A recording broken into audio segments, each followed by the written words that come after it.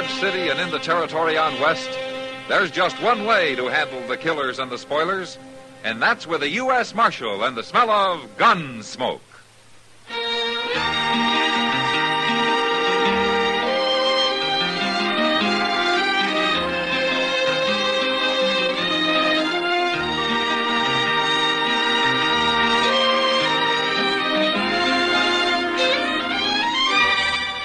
Gunsmoke, starring William Conrad. The transcribed story of the violence that moved west with young America. And the story of a man who moved with it. I'm that man. Matt Dillon, United States Marshal. The first man they look for and the last they want to meet. It's a chancy job, and it makes a man watchful. And a little lonely.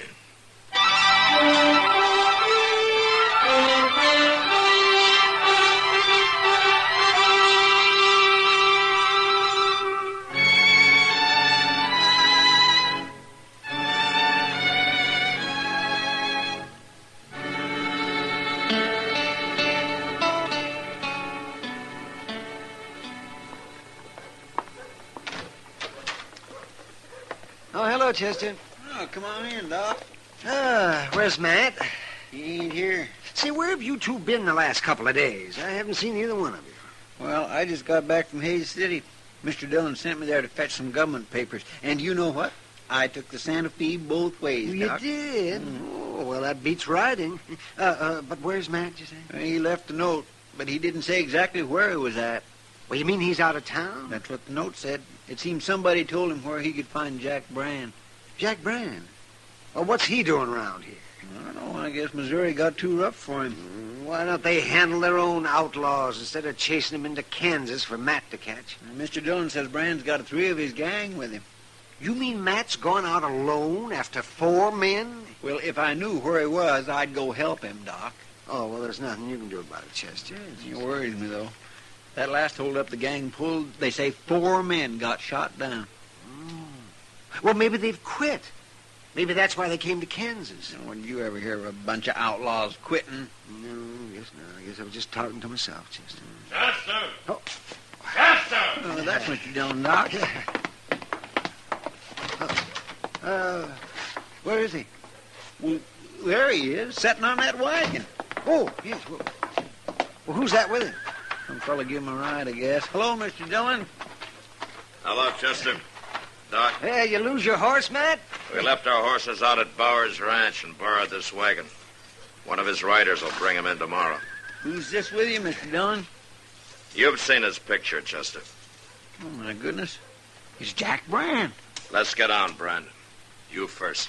Sure. How come you let him drive the wagon, Mr. Dillon? To keep his hands full, Chester. Here, take my shotgun and lock him up. Yes, sir. Where's the others? I thought he had 3 men with him. Well, tell him, Marshal. Tell him where they are. They're in the wagon, Chester. Out of that canvas.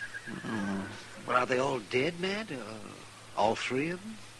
They're all dead, Doc. Bloodiest marshal I ever saw. It's just a wagon load of meat to him. That's enough, Brandon. It ain't hardly enough. I never seen such killing. What happened, Mr. Dillon? It doesn't matter. They put up a fight and I had to take them. Well, I'll tell him what happened. Your lawman here hid himself in the grass and just waited for us to come out of that cabin. And then he yelled, so naturally we headed for cover. Who wouldn't? He just laid there and he cut loose with a shotgun. Tore up 2 of the boys that way. Then he stood up and he cut down Hank Smith with a 6-shooter. How come you got out of it, Brand? I jumped back in the cabin and I give up. We weren't putting up a fight. He spooked us yelling like that. Make any man jump. Oh, I suppose you're trying to say that you wouldn't have shot him. We tried to shoot him. Who wouldn't? Any man's got a right to defend himself. Oh, well, I never heard of resisting arrest called self-defense. I never heard of no marshal shooting down everybody on the landscape. Lock him up, Chester. Get going, Brand. Well, he actually think he was killing hogs, not men. Shut up and keep bloody, Marshal. See, how come you brought the bodies back, Matt? Why didn't you just bury them out there? I wanted more witnesses than me to identify him, Doc. Might save trouble when Brand goes to trial. Say, you were mighty lucky taking 4 outlaws that way, man. Yeah. And you killed 3 out of... Oh, say, wait till people around here hear about this. Brand's right, Doc. It's a lot of killing. An awful lot. Oh, no, you don't. Don't get to thinking about it too much now, Matt. It's your job. You did it, and so it's over. It's over? Wait till tomorrow or the next day. There'll be somebody else. There's always another man to kill. Oh, no, that's not the way to look at it, Matt. I've never heard of you shooting anybody you didn't have to. No, I never did. But sometimes that doesn't help much. So you look tired, man. Well, I haven't slept since I rode out of here 2 days ago. Well, now you get some rest, and you'll feel better. Sure. Brand's snug in jail, Mr. Dillon. He don't like it much, but I told him not to try kicking his way out, that I'd be sleeping in the office. We'll both be sleeping in the office, Chester. I'm too tired to walk to my room. Take care of this wagon. And what's in it, will you? Mm-hmm. You and Doc can identify those men. We'll write it out on paper in the morning. All right, sir. I'll be coming to bed about midnight, but I'll be real quiet. Nothing could wake me, Chester. Not tonight.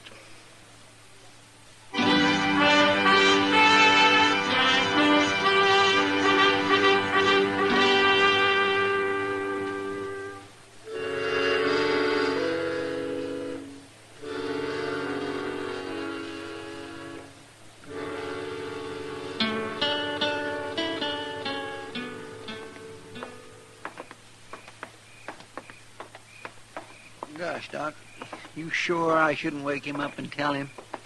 It can wait until morning, Chester. Matt's too tired to do anything about it tonight, anyway. I guess you're right. Of course I am. Okay. Good night, Chester. Good night, Doc.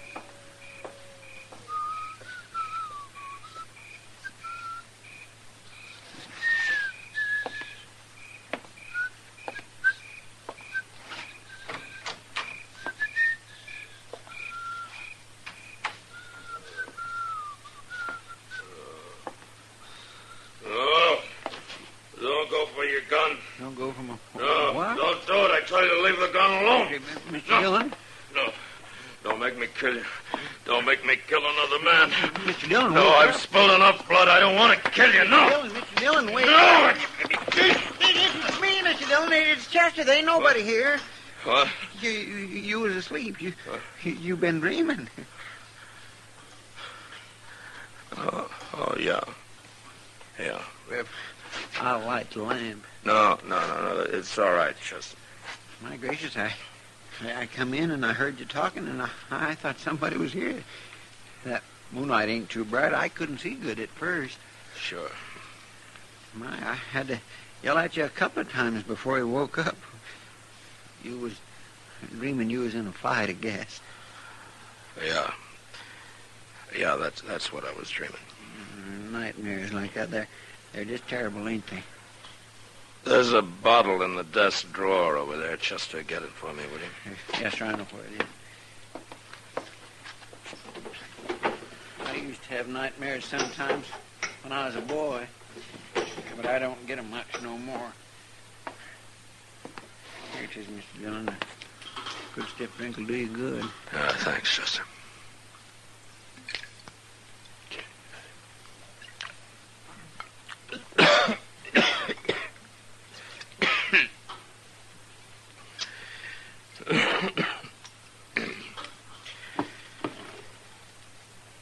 What time is it? A little past midnight. Jack Brand awake? No, he'd be bellering if he was. But, Mr. Dillon, now that you're awake, there's something I ought to tell you. Oh, what? Well, me and Doc was having a drink over at the Alfregans, and a fella come in there and started talking real loud. Talking about what? Well, sir, mostly about how he's going to tree dodge and how he's going to tell you, too. Oh? He says he's a friend of Jack Brand's, and he's heard about how you caught him and all. What's his name? Stanger. Joe Stanger. Yeah, I know him. Do you think he'll cause trouble? Probably. But I'm not going to worry about him tonight. No, sir, that's what me and Doc figured. He won't try nothing tonight. All the same, keep your gun handy, Chester. Now let's try to get some sleep.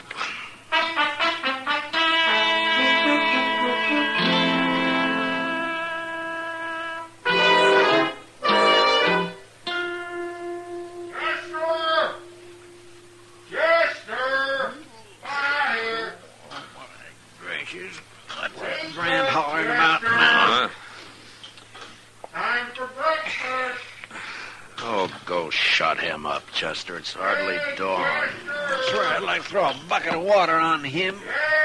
Oh, shut up, Brand. I'm coming. Time, too. Cut out the cut yelling, Brand. What's the matter with you? Come on over here.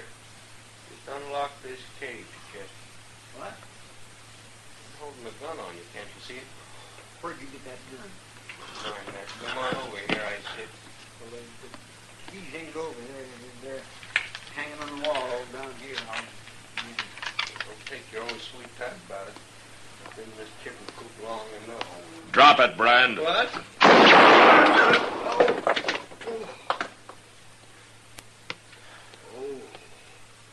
You're not hurt. I hit the gun. I got the keys, Mr. Dillon. I'll get his gun out of there. All right, go ahead. Stand back, Brand. You like to bust my hand. You're lucky. Luck you didn't kill me, I suppose, just like you kill everybody. Shut up. I got it, Mr. Dillon. It ain't no good anyway. Not now. Where'd you get that gun, Brand? I made it, Marshal. Don't be smart. Oh. Wait a minute. Joe Stanger brought it to you. He tossed it to you right through those bars on the window. I didn't know Stanger was in town. Didn't you?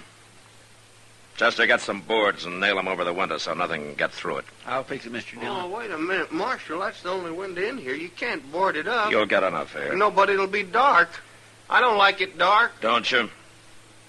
When you get it fixed, we'll go to breakfast, Chester. It won't take long, Mr. Dillon.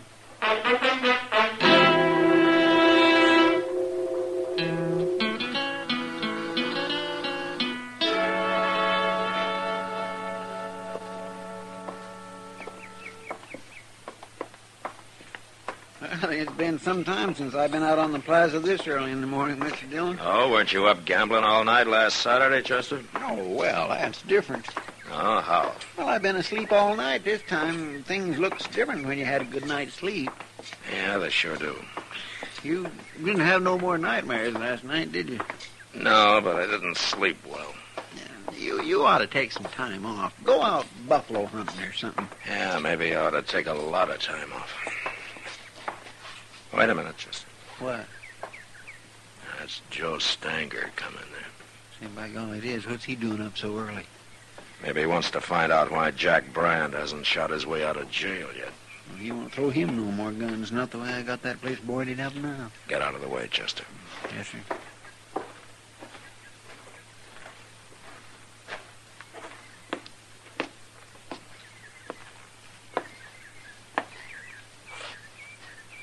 Morning, Marshal. You're up early, Stanger. Train leaves for Abilene in about an hour. Going to Abilene? I'll be back next week. Jack Brand will still be in jail. I heard you caught him. Good friend of yours, isn't he? Sure. But I ain't part of his gang. I never was. Yeah, I know. Of course, there ain't much gang left now. No. You're a pretty rough man, Marshal. When I have to be. Don't it ever bother you, killing people the way you do? Stanger, I shot a gun out of Jack Brand's hand this morning. You come by the office later and I'll give it back to you. Now, what would I want of a smashed-up six-shooter? It's yours, isn't it? I'm wearing mine. I ought to throw you in jail, too. What for? To get you out of sight, if nothing else. I wouldn't go to jail, Marshal. Not without a fight, I wouldn't. I ain't afraid of you. You want to try it? Go ahead. Go ahead, draw. No. What's the matter, Marshal? I thought you liked killing men. What's holding you back? You're going to have to fight me sooner or later. Get out of here, Stanger. Go get on your train. Wait till I tell everybody about Matt Dillon. How he's lost his nerve. Get out, I said. Well, I don't want to shoot down a man that won't draw. Not today, anyway. But I'll be back, Marshal. Next week.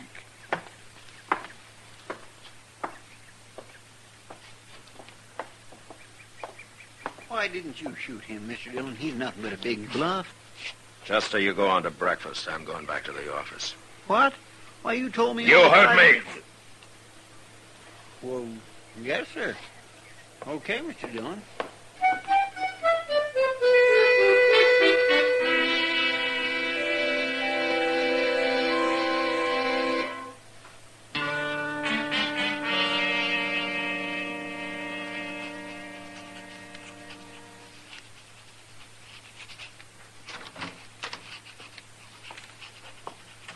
I brought you a can full of coffee, Mr. Dillon. Thanks, Chester. I'm going to put it right here. What you doing, writing a letter?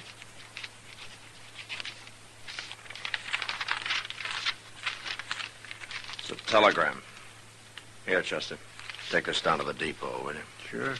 I want it to go out right away. U.S. War Department.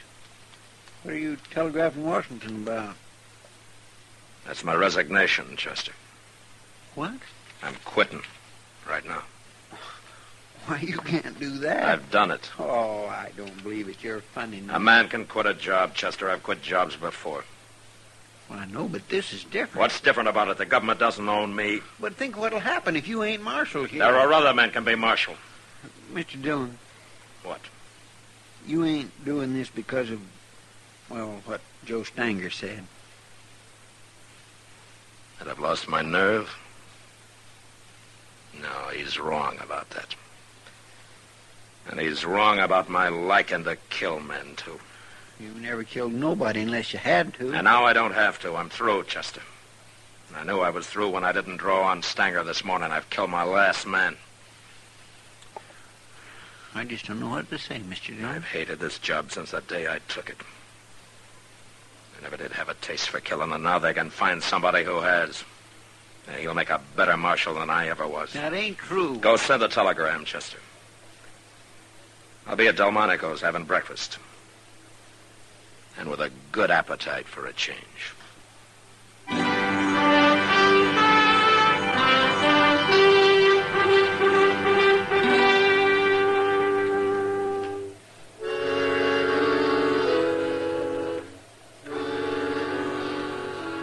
After breakfast, I went to my room and got some of the sleep I'd missed the night before.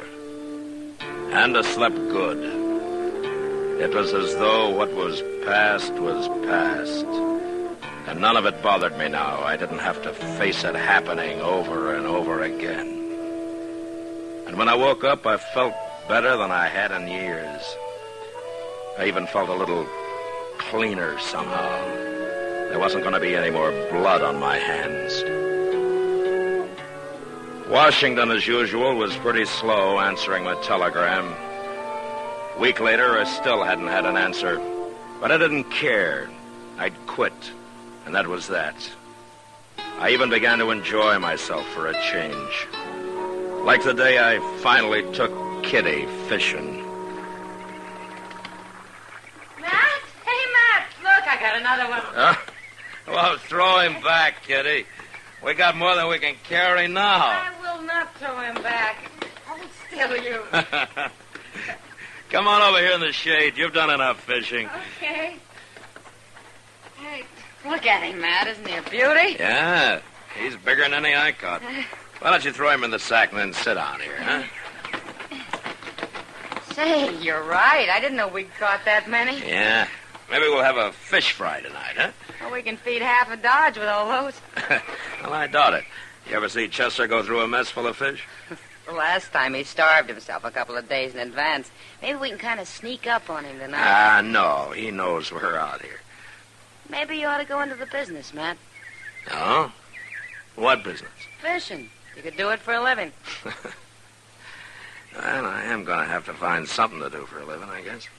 Well, it won't hurt you to loaf for a while, Matt. Yeah.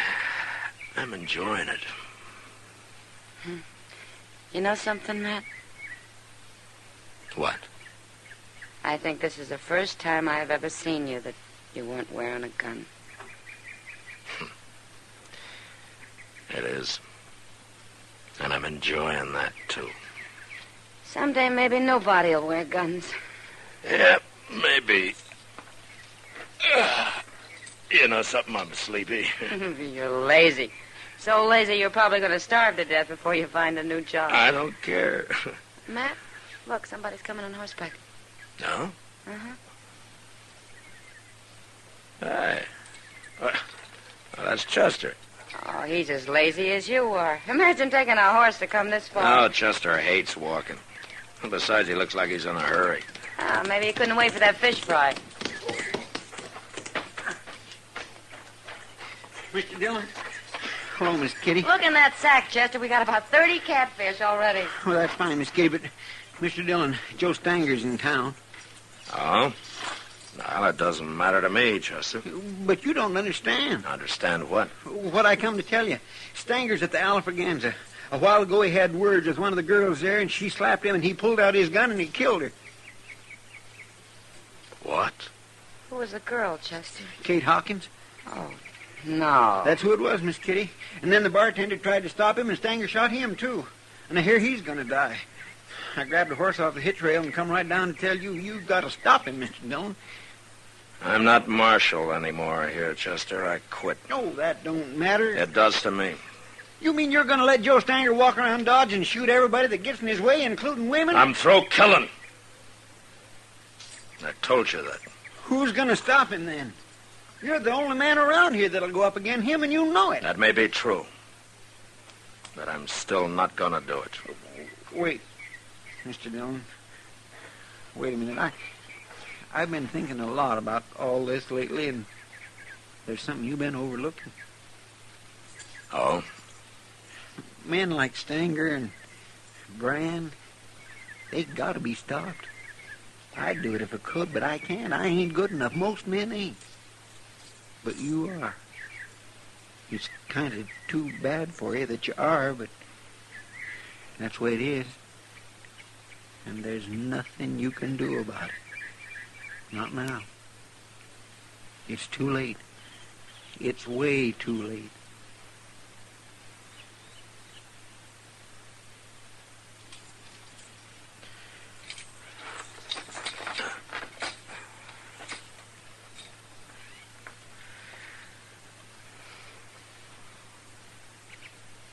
Give me your gun, Chester. Chester. Want my holster? I'll carry it in my belt.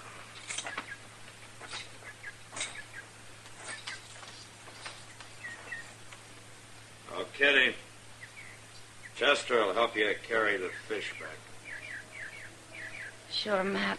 Sure.